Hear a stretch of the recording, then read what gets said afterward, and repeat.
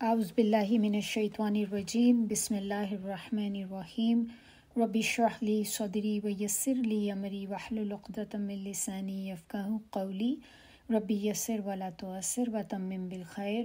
انشاءاللہ آج ہم کریں گے سورہ بقرہ کی آیات 47 and 48۔ شروع کرتے ہیں۔ بسم اللہ الرحمن الرحیم۔ آیا نمبر 47۔ یا بنی، اے اولاد اسرائیل، اذکروا، تم یاد کرو، نعمتی، نعمت کو میری، التی، وہ جو، انعمت، میں نے عطا کی، علیکم، تم پر، وانی، اور بے شک میں نے، فضلتکم، بڑائی دی یا فضیلت دی تم کو، علی، اوپر، العالمین، تمام عالموں کے۔ آیا نمبر 48۔ واتقوا، اور ڈرو، یومن، اس دن سے، لا، نہیں، تجزی، کام آئے گا، نفسن، کوئی نفس، ان، بارے میں، نفسن، کسی نفس کے، شیئن، کچھ، و، اور، لا، نہیں، یقبلو، قبول کی جائے گی، منہا، اس سے، شفاعتن، کوئی سفارش، و، اور، لا، نہیں، یؤخذ، لیا جائے گا، منہا، اس سے، عدلن، کوئی بدلہ، ولا، اور نہ ہی، ہم، ان کو، ینصرون، مدد پہنچے گی یا وہ مدد کیے جائیں گے۔ انشاءاللہ اب تفسیر کی طرف دیکھتے ہیں۔ بسم اللہ الرحمن الرحیم۔ رب اشرح لی صدری ویسر لی امری واحلل عقدۃ من لسانی یفقہوا قولی۔ آیا نمبر 47۔ آیا نمبر 47 کے اندر جو بات اللہ تعالیٰ یہاں پہ ہمیں بتا رہے ہیں تو بیسکلی بنی اسرائیل کو ان کی نعمتیں جو ہیں وہ یاد کرائی جا رہی ہیں۔ ہم نے آیا نمبر 40 میں دیکھا تھا، اگر آپ چیک کریں تو آیا نمبر 40 اور آیا نمبر 47 آلموسٹ ایک ہی جیسی ہیں۔ آپ کو بالکل ایسے ہی لگے گا کہ جیسے آپ ایک ہی آیا جو ہے اس کو پڑھ رہے ہیں، لیکن ان کی اینڈنگ تھوڑی سی فرق ہے۔ اور کیا فرق ہے ہمارے پاس کہ آیا نمبر 40 جو تھی اس میں اللہ تعالیٰ نے بنی اسرائیل کو اسی ہی طرح مخاطب کیا، یا بنی اسرائیل اذکروا نعمتی التی انعمت علیکم، یہاں تک سیم بالکل ہے۔ اور وہی چیز آپ اگر دیکھیں تو آیا 47 میں بھی یہی ہے، یا بنی اسرائیل اذکروا نعمتی التی انعمت علیکم۔ فرق کیا ہے یہاں پر؟ اب اگلا پورشن دیکھیں اس کا، وَأَنِّي فَضَّلْتُكُمْ عَلَى الْعَالَمِينَ۔ تو آیا نمبر 40 کے اندر اللہ تعالیٰ نے ان کو، بنی اسرائیل کو، اپنی نعمت یاد کرنے کا کہا تھا کہ اپنی نعمتیں یاد کرو جو میں نے تم پہ کی ہیں، لیکن اس کے ساتھ اللہ تعالیٰ نے آگے اور چیزیں بھی بتائی تھیں کہ وہ نعمتیں تو تم یاد کرو، لیکن اس کے ساتھ جو تم نے میرے ساتھ عہد کیا تھا وہ عہد پورا کرو، اور میں اپنا عہد پورا کروں گا۔ اور پھر آگے کیا لاسٹ اس میں بولا تھا کہ مجھی سے ڈرو صرف۔ اب یہاں سے اس آیت سے اللہ تعالیٰ فضیلت بتا رہے ہیں۔ اللہ تعالیٰ وہ جو نعمت دی تھی اس نعمت کا اب بتا رہے ہیں کہ کون سی نعمتیں ہیں جو اللہ تعالیٰ نے تمہیں دی ہیں۔ تو سب سے پہلی نعمت یہاں پہ جس کا ذکر کیا جا رہا ہے وہ ہے کہ تمام جہانوں پر ان کو فضیلت بخشی تھی، اور یہ اللہ تعالیٰ ان کو یاد کرا رہے ہیں کہ تم بھول چکے ہو یہ چیز، لیکن یہ دیکھو وہ یاد کرو وہ وقت کہ ہم نے تمہیں چنا تھا، اللہ تعالیٰ نے اس قوم کو چنا تھا باقی قوموں کے اوپر، اور یہ اللہ تعالیٰ کے سامنے ایک بہت ہی چنی ہوئی قوم تھی، اللہ تعالیٰ کی پسندیدہ قوم تھی یہ۔ تو اس میں پچھلی آیت میں انعاموں کے بارے میں یاد دہانی صرف کرائی گئی تھی، ایک ان جنرل بات کی گئی تھی اوورال کہ ساری نعمتوں کو یاد کرو، اور یہاں پر اب یہاں سے بلکہ اس آیات سے ان انعامات کا ذکر شروع ہو رہا ہے۔ تو اللہ تعالیٰ نے دینی لحاظ سے اگر ہم دیکھیں تو ان کے اندر بہت سارے انبیاء بھیجے بنی اسرائیل کے اندر، جو کسی بھی قوم میں اتنے زیادہ جو تھے کبھی بھی نہیں آئے، اور ان میں سے بہت سے تو اللہ تعالیٰ نے بادشاہ بھی بھیجے اس کے اندر کہ جن کے جیسی بادشاہت اور کسی کو اللہ تعالیٰ نے عطا نہیں کی۔ ایک وہ وقت تھا جب تمام اقوام پہ بنی اسرائیل کے علم کی، ان کی فضیلت کی ایک دھاک بیٹھی ہوئی تھی، لیکن اللہ کی اس نعمت کا ان پہ الٹا ہی اثر ہو گیا کہ بجائے اس کے کہ ہونا کیا چاہیے تھا کہ وہ شکر گزاری کرتے، اللہ کا شکر ادا کرتے اور اللہ کے ہاں اپنا سر جھکا دیتے، تقوی اختیار کرتے، لیکن وہ تو الٹا اس کی وجہ سے کیا ہوا کہ تکبر میں آ گئے، اور اس کی وجہ سے ان کو ایک یہ بھی بہت زیادہ تکبر تھا کہ ہم بہت سارے انبیاء کی اولاد ہیں، کہ ہمارے اندر بنی اسرائیل میں بہت سارے پیغمبر آئے اور اس کی وجہ سے ہم اللہ کے چہیتے ہیں، کیونکہ اللہ تعالیٰ ہم اللہ کے چہیتے ہیں، فیوریٹ ہیں، تبھی تو اللہ تعالیٰ نے اتنے سارے پیغمبر جو ہیں وہ ہمارے میں ہی اتارے ہیں۔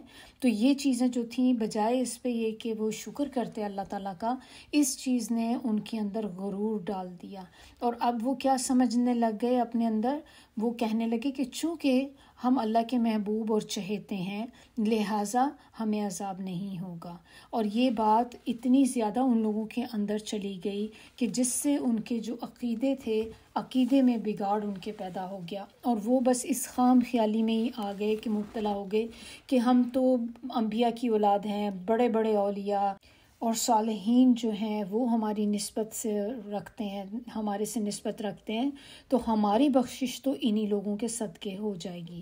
اس وجہ سے وہ اپنے آپ کو ایگزیمپٹ سمجھتے تھے کہ ہمیں تو کچھ بھی کرنے کی ضرورت نہیں ہے، ہم تو وہ کہتے ہیں نا بخشے بخشائے ہیں بالکل۔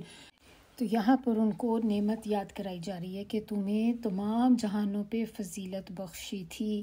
تو نعمت یاد کرانے کا مقصد کیا ہوتا ہے؟ جب ہم کسی کو کوئی چیز یاد کراتے ہیں یا آپ کسی کے اوپر کیے گئے احسان کو یاد کراتے ہیں تو بیسکلی اس کو مقصد ہوتا ہے کہ آپ شکر گزار بنیں، آپ کے دل میں شکر گزاری آئے اس چیز کے بارے میں۔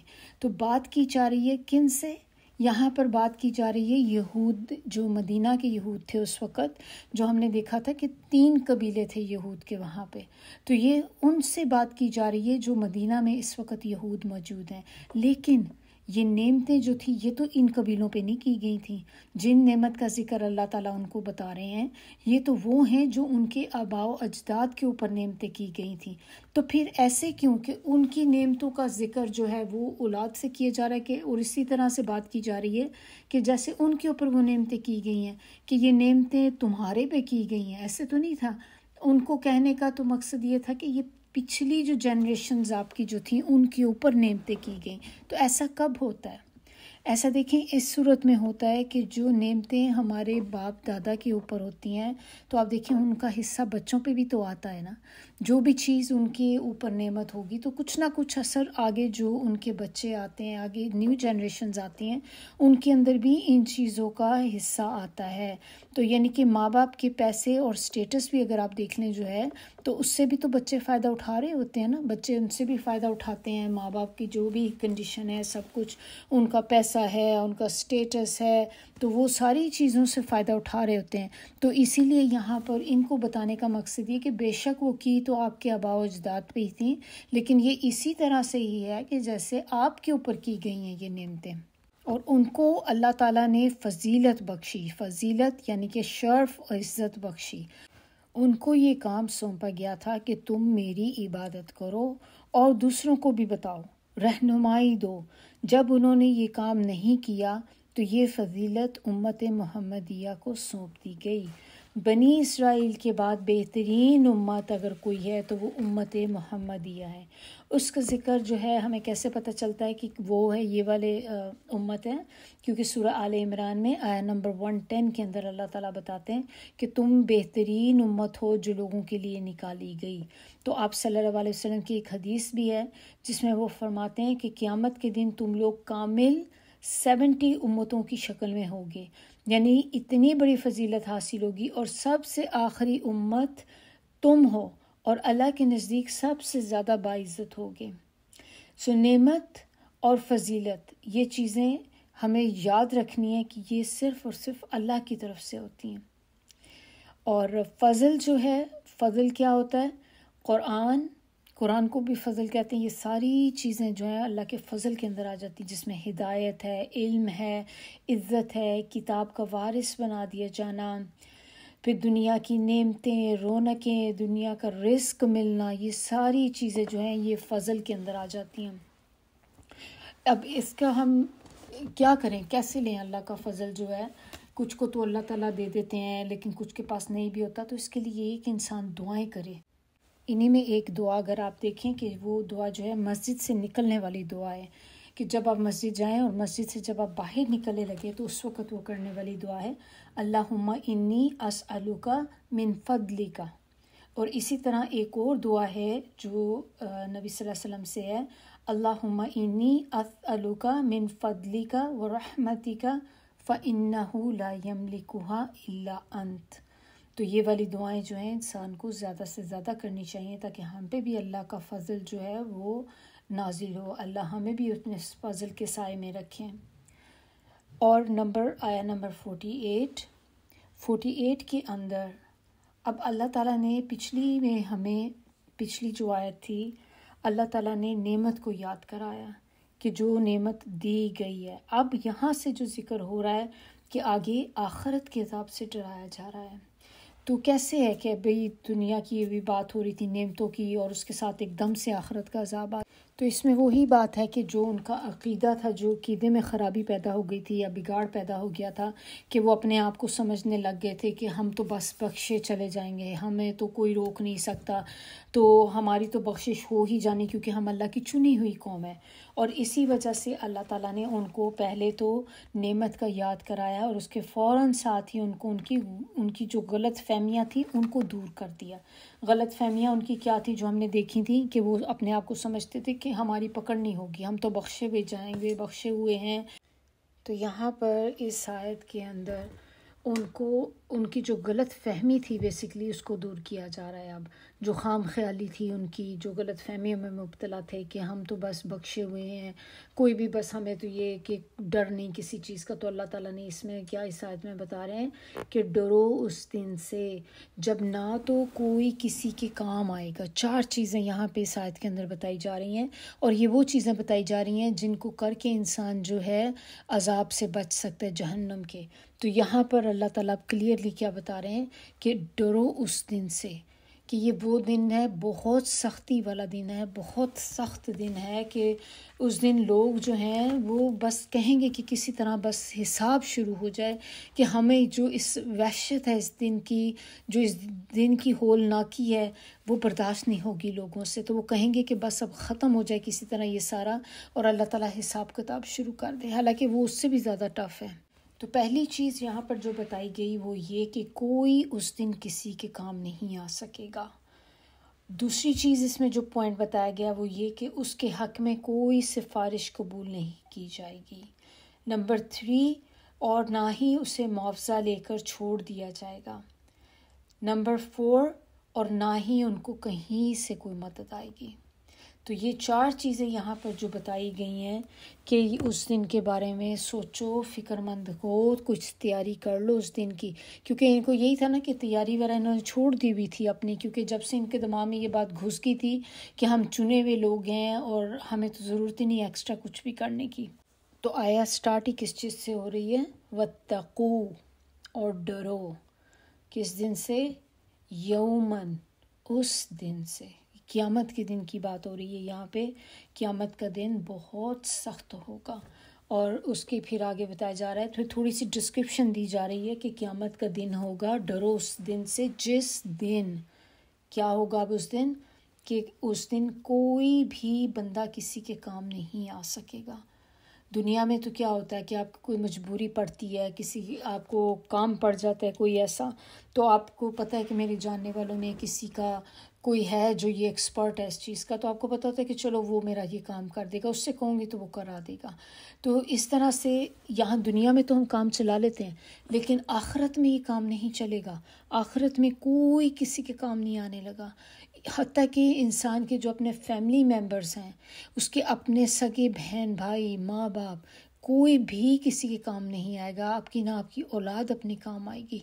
تو کچھ بھی نہیں وہاں جو انسان اپنے ساتھ آگے لے کے جائے گا. تو پھر تقویٰ بیسکلی کیا ہوا؟ تقویٰ کیا ہوتا ہے کہ اپنے اور اس چیز کے درمیان ایک بچاؤ اختیار کرنا جو چیز آپ کو نقصان دے رہی ہو. تو پھر تقویٰ کیا ہوا؟ نقصان دہ چیز سے اپنا بچاؤ کرنا. تو قیامت کے دن کوئی بھی کسی کے کام نہیں آئے گا، نہ کوئی باپ بیٹے کے کام آئے گا، نہ بیٹا باپ کے کام آئے گا، کوئی رشتہ دار بھی ہمارا کام نہیں آئے گا۔ اس دن کی فکر ہم سب کو ہونی چاہیے، نہ صرف ہونی چاہیے بلکہ زیادہ ہونی چاہیے، تاکہ ہم اس کے اوپر کوئی کام کر سکیں، اپنے آپ کو آگے فارورڈ موو کر سکیں۔ تو کوئی سفارش جب کام نہیں آئے گی، سفارش جو ہے شفاعت سے ہے، شفاعت جو ہوتی ہے شفاع، اس کے معنی ہے ایون۔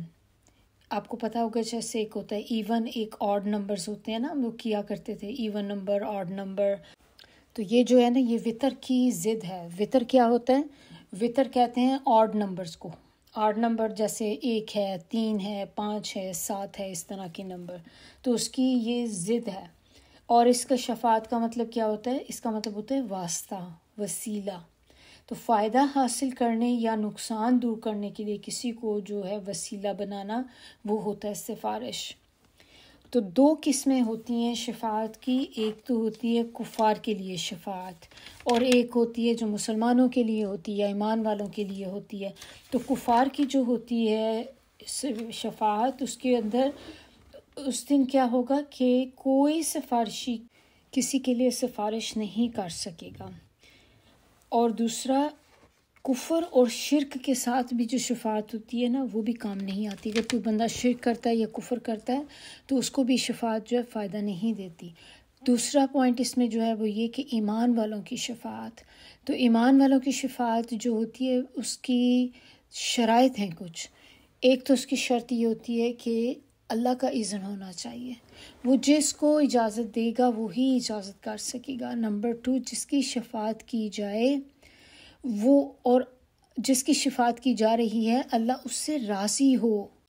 آپ صلی اللہ علیہ وسلم نے فرمایا 5 چیزیں مجھ سے پہلے کسی کو نہیں دی گئیں۔ نمبر 1 شفاعت، نمبر 2 سب پیغمبر جو تھے وہ اپنی اپنی امت کے لیے بھیجے گئے تھے، اور میں تمام امت کے لیے بھیجا گیا ہوں۔ نمبر 3 میرے لیے ساری زمین کو مسجد بنا دیا گیا، کہ یعنی کہ آپ کے لیے، مسلمانوں کے لیے زمین ساری کی ساری جو تھی وہ اللہ تعالیٰ نے ایک طرح سے پاک کر دی، دے دی ان کو کہ آپ جہاں چاہیں نماز پڑھیں، جس جگہ پہ بھی آپ جائیں رکیں نماز پڑھیں، وہی آپ کی مسجد ہے۔ یعنی کہ ہم نماز کے لیے ریسٹرکشن نہیں ہے ہمارے پاس کہ ہم نے صرف مسجدوں میں ہی جا کے پڑھنی ہے، سیناگاگز میں جیسے لوگ پڑھتے ہیں اسی طرح وہ ٹیمپلز ہوتے ہیں، لیکن مسلمانوں کے لیے کہیں پہ بھی آپ نماز ادا کر سکتے ہیں۔ اور نمبر 4 اس کے اندر کیا تھا کہ مال غنیمت جو وار بوٹی ہوتی ہے اس کو میرے لیے حلال کر دیا گیا۔ پھر نمبر 5 اس میں کہ اللہ تعالیٰ نے نبی صلی اللہ علیہ وسلم کو فتح عطا کی، فتح ایسی کہ جس میں دشمن پہ، نبی صلی اللہ علیہ وسلم کے دشمن پہ کتنے دور سے وہ دشمن کے دل میں اللہ نے رعب ڈال دیا نبی صلی اللہ علیہ وسلم کا۔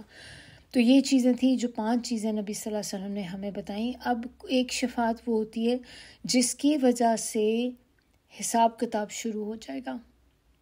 قیامت کے دن حساب کتاب شروع کرنے کے لیے بھی شفاعت چاہیے ہوگی، ورنہ لوگ اسی حالت میں میزربل جو ہوں گے وہاں پہ ہوں گے کہ وہ خود بولیں گے کہ ہمیں ہمارا حساب کتاب شروع کر دیں کہ دن کی سختی برداشت نہیں ہو رہی۔ تو ایک شفاعت وہ ہوتی ہے جس کی وجہ سے لوگ جہنم سے نکالے جائیں گے۔ آپ صلی اللہ علیہ وسلم نے فرمایا ان قبیلے والوں یعنی کہ ایمان والوں سے اتنے لوگ جہنم میں داخل ہوں گے جن کی تعداد اللہ کے سوا کوئی شمار نہیں کر سکتا۔ تو یہ کس کی بات ہو رہی؟ یہ بیسیکلی ان لوگوں کی بات ہو رہی جو کلمہ پڑھنے والے لوگ تھے، یعنی کہ مسلمان تھے، اور کسی وجہ سے انہوں نے اللہ کے حکم کی نافرمانی کی۔ اور انہوں نے کیا کیا تھا کہ اللہ تعالیٰ کی نافرمانی تو کی، انہوں نے کلمہ پڑھا لیکن اس پر عمل نہیں کیا، اس کی اطاعت کی، مخالفت کی۔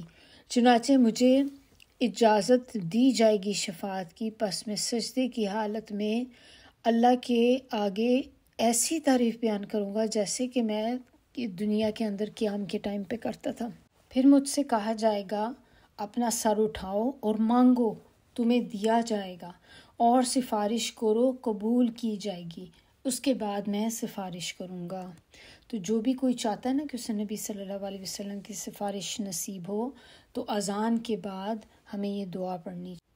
اللہم رب ہذہ الدعوۃ التامہ، یہ والی دعا کمپلیٹ جو ہے یہ ہمیں اس دعا کو پڑھنا چاہیے، کیونکہ اس سے پھر نبی صلی اللہ علیہ وسلم کی شفاعت جو ہے وہ نصیب ہوتی ہے۔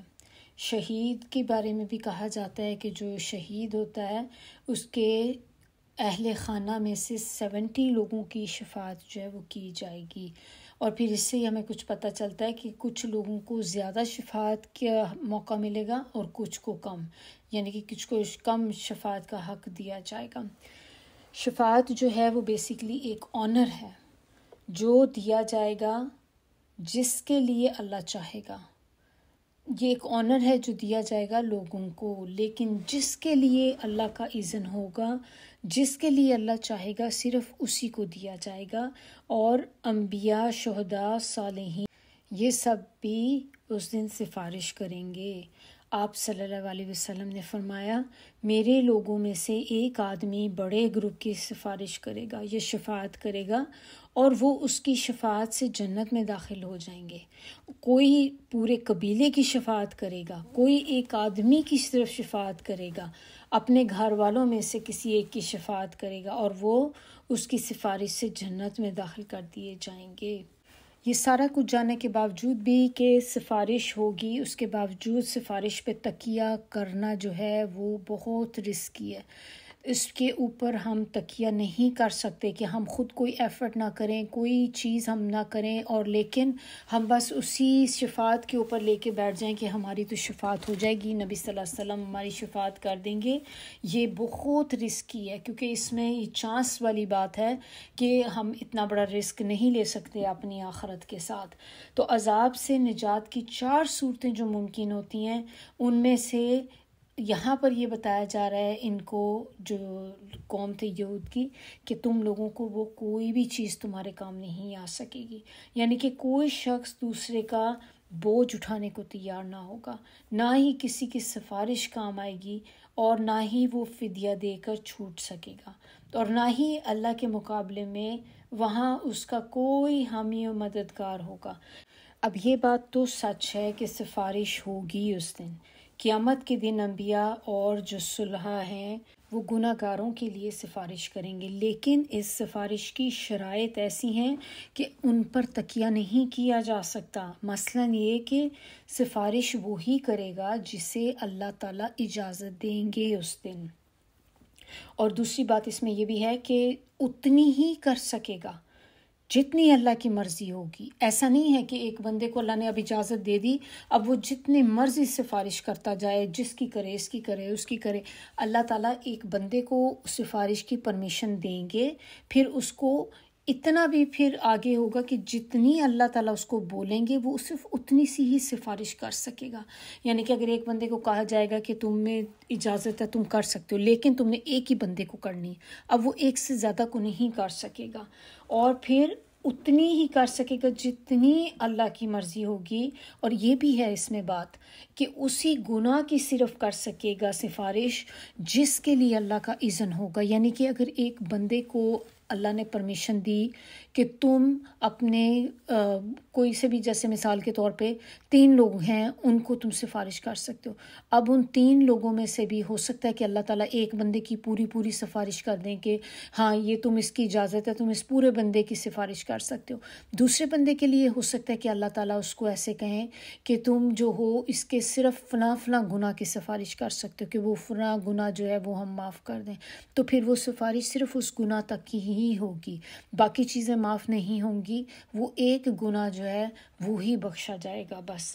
تو یہ واللہ عالم، ہمیں نہیں پتہ کہ اللہ تعالیٰ کس کو اس دن اجازت دیں گے، کتنی دیں گے، اور کس چیز کی اجازت دیں گے، تو یہ سارا کچھ کا کنٹرول اللہ کے ہاتھ میں۔ لیکن ہمیں یہ ضرور پتہ ہے کہ ہاں جو اسی طرح سے جو فرشتے ہیں ان کو بھی اللہ تعالیٰ سفارش کا دیں گے اس دن۔ اسی طرح جیسے کہتے ہیں کہ کچھ جو قرآن پاک کے حافظ ہوتے ہیں ان کو بھی اللہ تعالیٰ دیں گے کہ وہ بھی سفارش کر سکتے ہیں. اسی طرح نیک صالح لوگ جو ہیں ان کو بھی اللہ تعالیٰ اس دن دیں گے اذن، لیکن کس کو دیں گے ہمیں نہیں پتہ. تو ہم اپنے آپ کے ساتھ اتنا بڑا رسک نہیں لے سکتے اپنی آخرت کے ساتھ کہ ہم اس ایک سفارش کے لیے اب ہم بیٹھے رہے. یہ بالکل اچھا گمان ہونا چاہیے اور ہمارے دماغ میں یہ چیز ہونی چاہیے کہ ہاں سفارش بھی ہے، لیکن ہمیں اپنے بھی ایفرٹ کرنے ہیں. یہ نہیں ہے کہ ہم صرف بس سفارش کے اوپر ہی کر کے اب بیٹھ گئے اور ہم خود وہ کام کر رہے ہیں اللہ کی نافرمانیوں والے، صرف اس لیے کہ ہم بورن مسلم ہیں تو ہماری تو بخشش ہو ہی جائے گی. تو ہمیں اپنی تیاری پوری کرنی ہے. آگے اللہ کا اذن ہو جاتا ہے، سفارش ہو جاتی ہے تو بہت بڑی بات ہے، لیکن ہم نے اپنی تیاری جو ہے وہ یہاں سے پوری کرنی ہے. تھرڈ پوائنٹ اس کے اندر جو ہے، جو ہم 4 چیزیں ہم نے اس آیت میں دیکھ رہے تھے نا، کہ ایک تو کہ اس دن اللہ تعالیٰ جو قیامت کا دن ہوگا کوئی نفس کسی کی مدد نہیں کر سکے گا. سیکنڈ چیز ہم نے اس کے اندر کیا دیکھی تھی کہ کوئی شفاعت نہیں ہوگی. تھرڈ چیز اس آیت میں جو ہمیں پتہ چلتی ہے کہ ان سے کوئی عدل قبول کیا نہیں جائے گا. عدل کیا ہوتا ہے؟ عدل کہتے ہیں کمپنسیشن، کہ کوئی بھی اس کا بدلہ، اس کا عوض جو ہوتا ہے وہ نہیں لیا جائے گا. یعنی کہ فدیہ کہہ لیں آپ سمپل لینگویج میں، کہ کوئی فدیہ قبول نہیں کیا جائے گا ان لوگوں سے اس دن. تو جب آپ سے یہی نہیں کیا جائے گا تو آپ دیکھ لیں کہ انسان کی کیا حالت ہوگی اس ٹائم پہ. اور چوتھی چیز اس کے اندر کیا ہے کہ وہ ان کی کوئی مدد کرنے والا نہیں ہوگا اس دن. کوئی ان کی مدد نہیں کرے گا، نہ ہی کوئی ان کا دوست، نہ ہی کوئی مددگار ہوگا اس دن. تو اب یہ 4 چیزیں ہم نے جو دیکھی تھی، یہ وہ چیزیں ہیں جو ہم دنیا میں رہتے ہوئے ہمارے لیے بڑی امپورٹنٹ ہوتی ہیں، کہ ہمیں جب ضرورت پڑتی ہے تو ہمیں یہ وہ 4 چیزیں ہیں جو ہمیں کسی بھی ایک طرح سے آپ کہہ لیں کہ ان پہ آپ عمل کر کے آپ اپنی پریشانیوں سے نکل سکتے ہیں. جیسے آپ کا کوئی فیملی ممبر ہے، آپ کو پتہ ہے چلو وہ بندہ میری مدد کر دے گا، تو میرے ساتھ میرا جو ہے ہیلپ کر دے گا، یا میری کسی بھی قسم سے اس پریشانی سے نکلنے میں کر دے گا، تو آپ کو پتہ ہوتا ہے کہ چلو یہ ہے. دوسری چیز اس میں کیا ہوتی ہے کہ اگر کچھ بھی نہیں بن پا رہا تو پھر انسان کہتا ہے چلو میں اپنی سفارش لگوا لیتا ہوں، سفارش کے ذریعے میرا کام بن جائے گا. تو پھر سفارش بھی ہوتی ہے، یہ چلتی ہے. اگر یہ نہیں ہوتی پھر بندہ کہتا ہے کہ چلو آپ اس کے بدلے کوئی چیز دے دیتے ہیں کہ چلو اس طرح کمپنسیٹ کر کے میرا جو کام نکل جائے. پھر لاسٹ کیا ہوتی ہے کہ آپ کو کوئی نہ کوئی مددگار آپ کا ایسا ہوتا ہے کہ آپ کو کوئی ہیلپ کر دیتا ہے. وہ آپ کا کوئی دوست ہو سکتا ہے، آپ کے فیملی ممبر میں سے کوئی ہو سکتا ہے کہ جو انسان کو اس وقت ہیلپ کر دے. تو یہ وہ چیزیں جو آپ کو بچا سکتی ہیں تکلیفوں سے. لیکن اللہ تعالیٰ نے وہی 4 چیزیں کلیئر کر کے یہاں پر ایکسپلین کر دیا کہ یہ وہی 4 چیزیں جو دنیا میں آپ جن پہ تکیہ کرتے تھے، لیکن آج قیامت کے دن ان پہ کوئی بھی نہیں کر سکے گا. یہ 4 چیزیں جو ہیں یہ آپ کو کوئی فائدہ نہیں دیں گی اگر آپ ان کے بیس کے اوپر آپ اس پہ تکیہ کر کے اس دن ہوں گے کہ چلو یہ نہیں تو میں یہ کر لوں گا، یہ نہیں تو پھر اس کام کو کر لوں گا، کہ یہ سارے کام آؤٹ ہو گئے وہاں پہ، کہ کوئی کام اس میں سے جو ہے انسان کی ہیلپ نہیں کرے گا. تو عمل کی بات اس آیت سے جو ہمیں یہ پتہ چلتی ہے کہ ہمیں قیامت کے دن سے ڈرتے رہنا چاہیے. دنیا میں لوگ ایک دوسرے کے کام آتے ہیں، لیکن قیامت کے روز کوئی کسی کے کام نہیں آئے گا. یہاں تک آپ دیکھ لیں کہ کوئی باپ بیٹے کے کام نہیں آئے گا، بیٹا باپ کے کام نہیں آئے گا. دنیا میں کیا ہوتا ہے کہ اللہ رحم کرے، اگر کوئی بھی ایسی بیماری آ جائے فیملی کے اندر، بچوں میں، اولاد میں آ جائے، یا ماں باپ میں یا اولاد میں کسی میں بھی کوئی آ جائے، تو انسان کیا کرتا ہے؟ اپنا سارا پیسہ لگا دیتا ہے، ساری اپنی جمع پونجی بیچ کر دے کر کہ کسی طرح بچہ بچ جائے میرا، کسی طرح بس اس کی یہ بیماری ختم ہو جائے، بچے کو زندگی مل جائے، کہ بچہ اپنے جو ہے ایک طرح سے اس بیماری سے اس کی جان چھوٹ جائے. تو کتنی چیزیں انسان اپنی ہر چیز، اپنا گھر تک بیچنے کو تیار ہو جاتا ہے.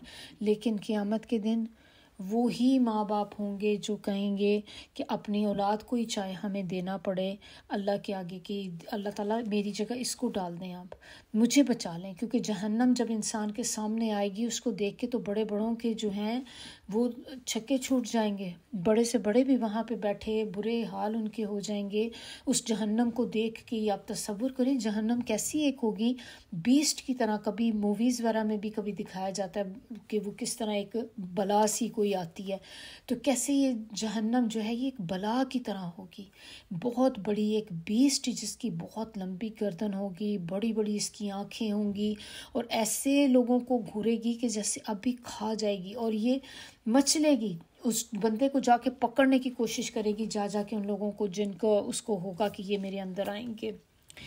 پھر ہم نے قرآن میں اور جگہوں پہ بھی اللہ تعالیٰ کئی جگہ بتاتے ہیں کہ اس دن کوئی کسی کا بوجھ نہیں اٹھائے گا۔ یہاں پہ تو ہم یہ دیکھتے ہیں نا کہ کوئی کسی کے کام نہیں آئے گا، جبکہ وہاں پر اور جگہوں پہ ہمیں اللہ تعالیٰ یہ بھی بتاتے ہیں کہ کوئی کسی کا بوجھ نہیں اٹھائے گا، ہر بندے نے اپنا بوجھ خود اٹھانا ہے۔ تو بوجھ کس چیز کا؟ اپنے اعمال کا، اپنے گناہوں کا، جو ہم نے دنیا میں کام کیے، وہ جو بھی ہم نے برے جتنے بھی کام کیے، چاہے کسی کے کہنے پہ آپ نے کیے، لیکن جو کام کیے اس کا وبال، اس کا بوجھ ہمارے ہی اوپر ہوگا، اور ہم ہی نے اس دن اٹھا کے یہ اپنے گناہوں کی پوٹلیاں جو ہیں یا پورے بکسے ہی کہہ لیں اٹھائے ہوئے ہوں گے۔ اللہ رحم کرے، اللہ محفوظ رکھے ہم سب کو۔ تو یہ کوئی کسی کا وہاں پہ بوجھ نہیں اٹھائے گا، جو جس نے کیا ہے وہی اپنا جو ہے اس چیز کا بوجھ جو ہوگا قیامت کے دن اٹھائے ہوئے ہوگا۔ پھر شفاعت کا ہمیں دیکھ لیا کانسیپٹ کہ شفاعت جو ہے وہ صرف مستحق کو ہی نصیب ہوگی۔ پھر شفاعت پہ تکیہ کرنا بہت رسکی ہے، ہم اس پہ تکیہ نہیں کر سکتے، ہمیں اپنی ایفرٹس کرنی ہے، ہمیں اپنی کوششیں پوری کرنی ہے کہ ہم کس طریقے سے اپنے آپ کو قیامت کے دن بچا سکتے ہیں۔ تو یہاں تک ہی ہمارا آج کا جو تھا لیسن، انشاءاللہ باقی ہم اگلے اپنے کلاس میں کریں گے، کیونکہ وہ ڈیفرنٹ ٹاپک شروع ہو رہا ہے۔ اس کے بعد آگے سے جو واقعہ ہے وہ فرعون کا شروع ہو رہا ہے، تو انشاءاللہ اس کو ذرا ایک سٹوری کی طرح ہے۔ تو یہاں پر آج ہم اس ٹاپک کو یہیں پہ ختم کرتے ہیں، تو وہ نیکسٹ ایک نیو سٹوری کے ساتھ انشاءاللہ آپ کے ساتھ اگلی کلاس میں ملتے ہیں۔ سبحانک اللہم و بحمدک، نشہد ان لا الہ الا انت، نستغفرک و نتوب الیک۔ سبحان ربک رب العزت عما یصفون وسلام علی المرسلین والحمد للہ رب العالمین۔ ربنا تقبل منا انک انت السمیع العلیم وتب علینا انک انت التواب الرحیم۔ السلام علیکم ورحمۃ اللہ وبرکاتہ۔